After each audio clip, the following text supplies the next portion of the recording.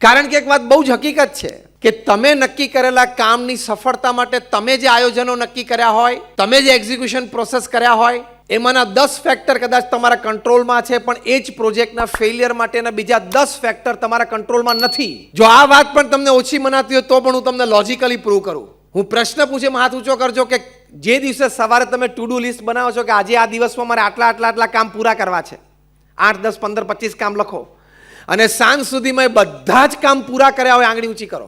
જો કોઈ આંગળી ઊંચી નથી, કેમ? તમે નક્કી કરેલું ને, સમય તમારો હતો, બુદ્ધિ તમારી હતી, બીજે દિવસે આખો દિવસ કેવી રીતે પસાર કરવો એ નિર્ણય તમારો હતો, તો તમે તમારું નક્કી કરેલું કામ the to do list why didn't you complete by evening? તમને અનુભવ થશે કે તમે 2-5 કામ નક્કી કર્યા પણ બીજા 2-5 કામ ઊભા થઈ ગયા જે તમને વિચારમાં પણ નહોતા. હા કે ના?